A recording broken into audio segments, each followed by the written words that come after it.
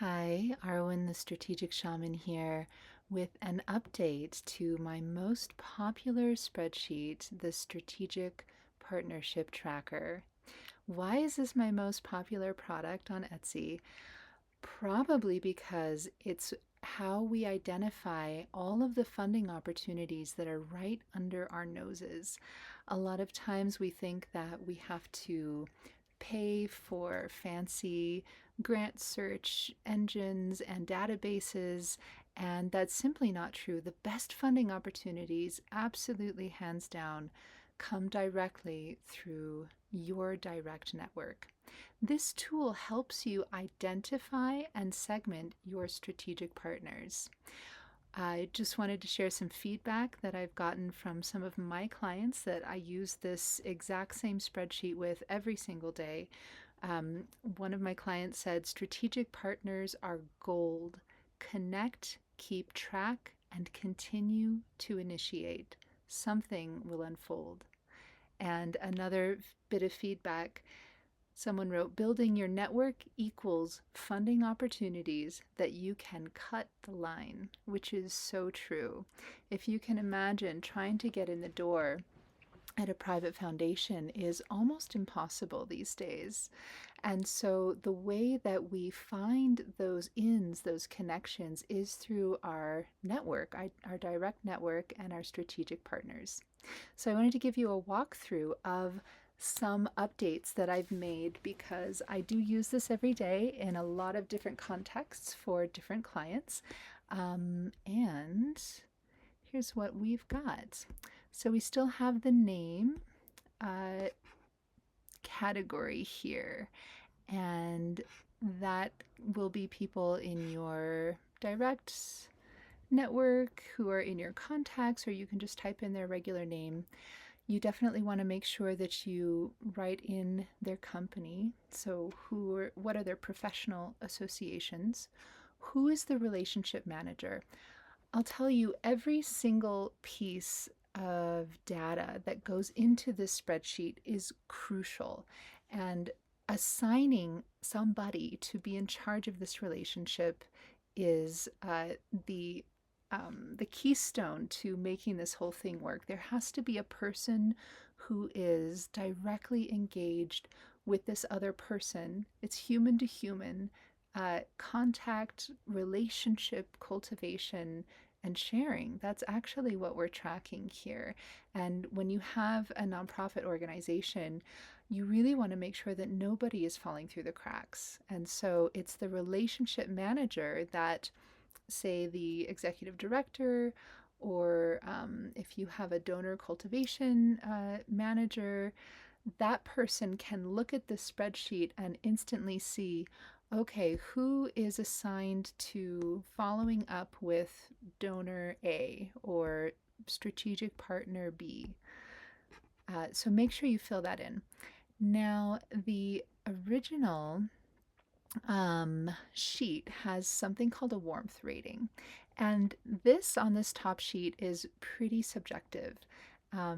You can guess it, you can feel it out, you can think like, well, we've had a few emails over the past couple months, so I'm going to give them a rating of 3. I know when their birthday is, so I'm going to write that in here. I know that they have a dog or 2 dogs that they adore, and their dogs' names are Fluffy and Scoundrel. um, anything like that, that personal touch. So this is high level strategic partnerships. Of course, you're going to have to decide who lands on this tracker and who doesn't.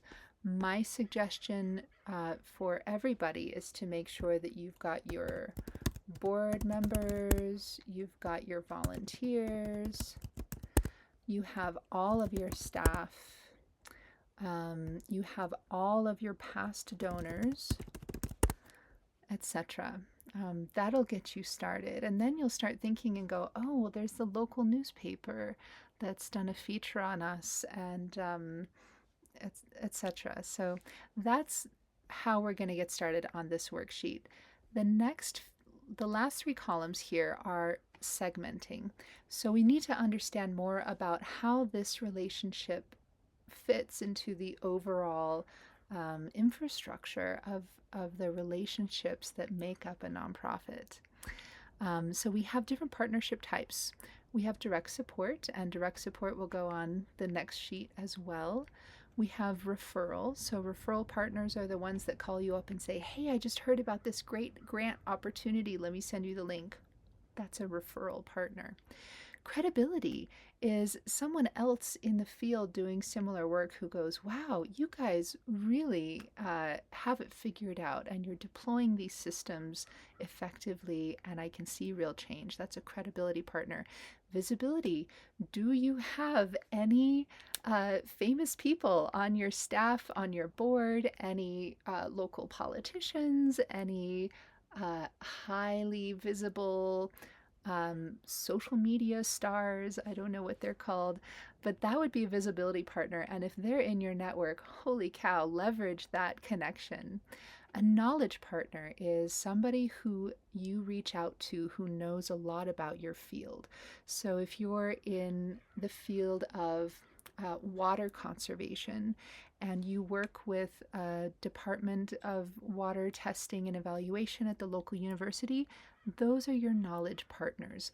But don't just say university such and such. Who is the key contact person who always responds to your emails, who says, I'm going to send my graduate student out there to do some testing in the field? Those are knowledge partners. Engaged can be probably the broadest category of a partnership type, and these are volunteers. They are definitely engaged. Your best customers, your board members are definitely engaged, but your board members also should fit into some of these other categories. And then we're looking at resources. So people that connect you directly with what you need. If you work with the local community center, for example, and they have space that they give to you at a discount or for free to host your events, that's a resource partner. Super critical to segment them. And I think what we have here is a fairly comprehensive list of the different kinds of partnership types. So in the years that I've been using this, I haven't heard that we need another category, but if you do, you can always pop down to the edit button, that little pencil icon, and add your own options. Support type is the next column. This is what you need to get from these partnership types. And this is such a wonderful way to engage the people in your network without asking them for money all the time. They would love to write you a letter of support or a testimonial. Are they a local business? They want to give you a discount or an in-kind contribution. They can cross-promote if they're a social media influencer. They can give you a shout out, a blog post, especially if they're a referral partner or a knowledge partner, and they can write that from their own institution's blog and tag you in that. Or they could give you an endorsement, especially those high visibility partners, those local celebrities and politicians, for example. Make sure to get those support types, get it cemented, ask them for these support types. I promise you, your network loves to get these kinds of asks because they're so easy to say yes to. And then, of course, you're going to want to document this with your support documentation. Now, I've built this out for Google Docs, and what's really nice about Google Docs, especially if your organization is using Google Workspace, you can upload the link to the support documentation file right here so that you have it at the tip of your fingers. So maybe 6 months or a year from now, you've lost touch with that board member or that past volunteer, and you want to follow up and just remember, like, what did they give us or how did we work together? This is where you can track that information down and rekindle that relationship. So the next sheet is where I've made some changes, and I'm really excited about these changes. They're super useful for me and my clients. And if you've already purchased the Strategic Partnership Tracker through Etsy, I'm going to be sending you a free copy of this upgrade use it if you want. And then I'm also going to add it to my Etsy listing as an additional asset. So here it is. We have our direct supporters. So this is the current funders tab on this spreadsheet. And this is where we put from the master list, where we find our partnership goes from referral to engaged to resources. And then these categories can change over time. They should, especially as you're cultivating and engaging and interacting and collaborating with these people.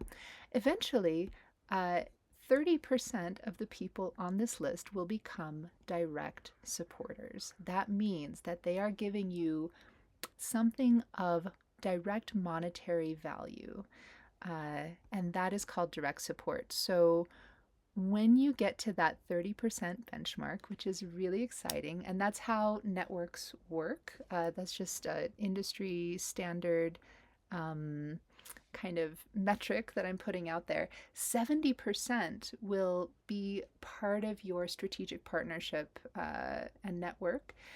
And this is how you segment and leverage those partnerships. But then 30% out of 100%, which is all the people that are within the network of your organization, will become direct supporters.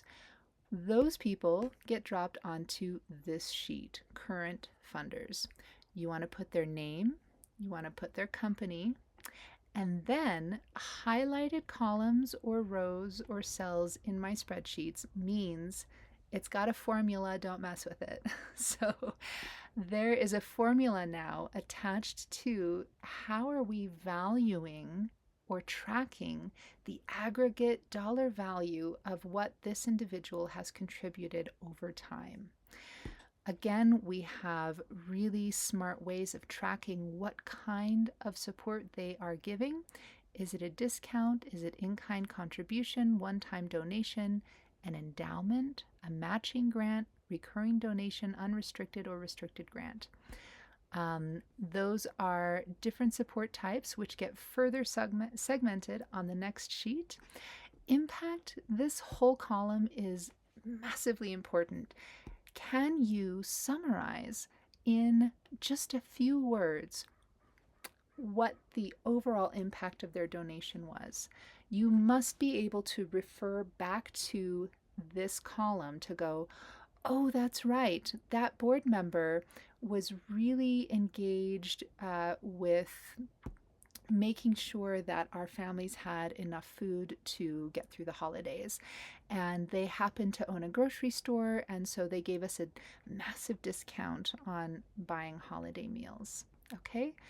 That person will be more likely to want to continue funding that. So that gives you some insight into what are their interests, what are their passions, what are their pet projects. And that's usually where the funding goes, because whatever you're doing is reflecting their priority in the world, their activity and their priority in the world. Okay, so what was their impact? If someone owns, just to give you one more example, a local newspaper, and they they donated some advertising space in the paper, which happens all the time. And if you haven't experienced that, call up your local paper right now and just ask. They love doing stuff like that. The impact of that is advertising visibility for the health fair that we were going to put on. And thank you so much, because of your advertising, which reaches 30,000 people across the Peak to Peak region, we were able to bring 500 people in the door to our event last Saturday. Okay, that is how you frame impact. Super important. Again, who is the relationship manager? This can change, right? You've got staff on the ground who are running the programs who can also be relationship managers, for example, with volunteers. If you have volunteers on your strategic partnership tracker, once they become a current funder, that same person can continue that, especially if they're best friends or even family members. But sometimes also that relationship shifts if you have designated people within your organization who are fully in charge of donor cultivation, which is where we're at now. Strategic network turned donors. That's what we want. And now we want to retain them. So we've assigned a relationship manager, whoever that is. The warmth rating used to be a subjective 5-star rating. On a scale of 1 to 5, how warm do you think they are? What we have now is this whole column is locked and this column is locked. This column is still open, personal touch, because I want you to be really specific with how you're reaching out, how you're cultivating them, what's their favorite holiday, that kind of thing. And then, of course, also tax receipt is still here. And this is super important. The latest tax receipt, or if you have a file where you're keeping all the receipts that this person has generated through their donations, you want to keep that in a file, because 6 months from now, they'll probably call you up and go, "Oh, I'm about to file my taxes and I didn't get the tax receipt, or I lost it, and can you send it again?" Sure, it's right here. Okay. So what are we doing here with the warmth rating? I want this to be an effective way to measure how you are strategically cultivating this relationship. Why? Because 40% of your current funders are likely to continue donating again and into the future if they're cultivated properly. So here is where the new cultivation tab comes into play. So here we have it. We have our current funders. This column autofills from the current funders tab, so you don't have to worry about that. Their preferred contact. Each step of the way, we're getting more and more specific and more personalized. So their preferred contact is email, or you want to think about, do they ever respond to my emails? Maybe not, but gosh, if I send them a text message, they'll get back to me right away. Some people don't even text, you have to call them. So put that preferred contact method and number on in this field right here. So here we go. The first gift value, I'm just putting in $10. It was their first gift ever. This was a direct donation. It was on this date. We sent them an impact acknowledgement and how.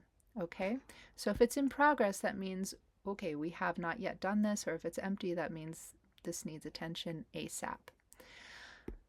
Did we send them an email, letter, postcard, direct message, phone call, or a text, or otherwise?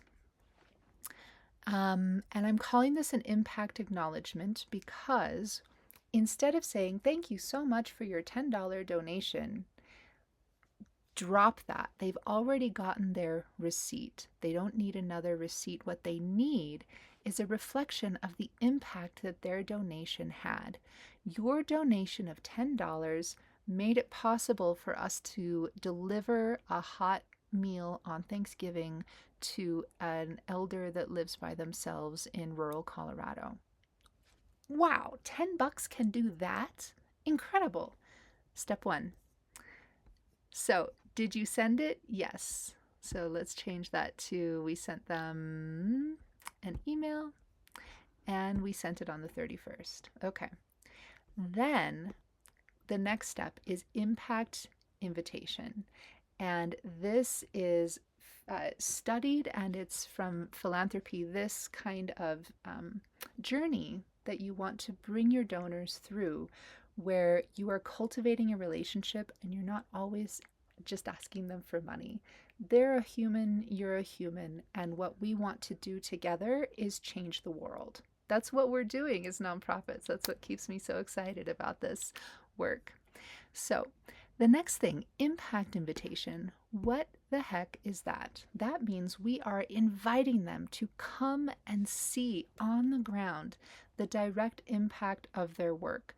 If you're an international organization or if it's not feasible to do an on the ground, think about how you can leverage technology to invite them into your process. Is it a behind the scenes video or walkthrough? Is it a roundtable? Come sit with our board of directors and our top funders and let's talk about this program or project or service. Is it an informal coffee chat or salon event? Is it an impact day where you get them to come out and volunteer? They get a t-shirt, they get to pass out water bottles. Brilliant, right? Something like that. What is the impact invitation? That is the next step. Come and directly see uh, the impact of your donation, even that $10. Come on the van ride with us as we deliver this meal to the elder. Something like that. Was that invitation sent? Yes. Impact touch point. Okay, next one. Was it a phone call, an email, a letter, a postcard? Here's just another touch point, and you can see that in an estimated way. I'm spacing this out about 1 month. You could even space it out maybe 2 months apart. I wouldn't go much further past that. We don't want them to forget the impact of their donation and how much it means to us. So, the impact touch point is the next thing that we're going to do. We're going to call them and just say, hey, just wanted to let you know that we just were able to keep our program going. We really appreciated your support. And you know, the person that received the meal had this to say. So, impact touch point I would recommend is something like a testimonial. It's a direct reflection from the community and from someone else's voice. So, it's not always just you, just some suggestions. What's next? What's next is that we are now growing our home hot meal delivery for seniors program. And we are so excited because we've already got 10 seniors on the waiting list within our service area. Okay, so something like that. What's next? Get them excited about, oh, these guys are moving forward. My $10 donation has compounding interest here in the world of social value. Look at what they're now envisioning and hoping to do. Don't ask for money yet, but this is another touch point to say, this is what we're envisioning next. This is our next big idea, and there's already people on the waiting list. We're going to make this happen, right? And that's what nonprofits are constantly doing. How did you send it to them? Was it a phone call? Was it a text? Was it a DM? You decide. What's next was sent on this date. The dates are important. That provides accountability within the organization. Next, we have the support invitation. What is support and why is it an invitation? Because we are inviting them to become a partner with us for what's next. The support invitation went out in an email or a phone call or however they like to be contacted. Was that support invite sent? Yes, we'll say on June 1st. And importantly, this is the ask point. The support invitation is where you get to say, wow, your $10 did all of this. Would you donate $100? 10x your impact. At this point, that donor, it will be an easy ask and an easy yes, right? 10x that donation. Or they'll say, well, I don't really have $100 to give right now, but I'll give 50. Absolutely. So, support invitation. Framing is critical here.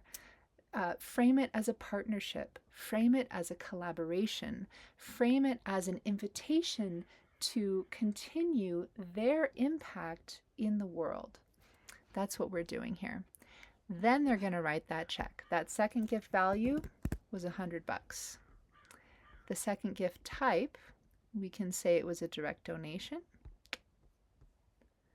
The second gift date, we'll say was June 20th, right? As soon as they got their paycheck. And then at this point, we're going to want to go back to the beginning after that second gift of $100 and go through this whole process again. Wow, thank you so much for that donation of $100. This was the impact of that $100. You were able to feed 10 elders in our community. I'm just using that as an example. Okay, so you'll go back through this methodology for donor cultivation.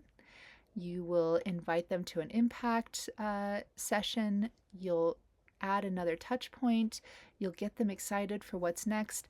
And then 6 or 8 or 10 months from now, you'll send them another support invitation to increase their donation. By this point, they're going to say, wow, this organization is stable and effective. I know that my donation is going directly to the people or places that are most in need of this transformation, this change, uplifting, whatever it is. I'm going to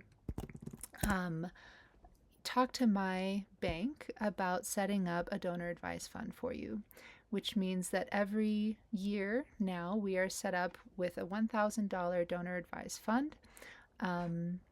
And that is, my friends, how this works. We have monthly, we have annual, we have stocks, okay, we have grants also. I happen to have a family foundation, and because we really support the work that you've been doing, we'll say this came in on February 1st, 2027.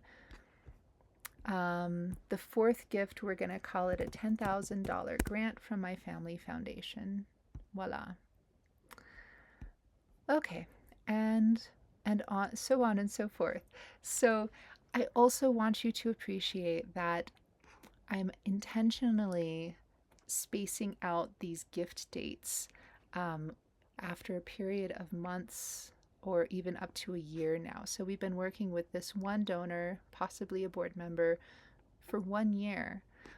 We've cultivated them, we've followed up with them, we've added personal touches. We have a genuine relationship here, and that's really the heart of all of my work with grant writing and fundraising and consulting for my nonprofit clients.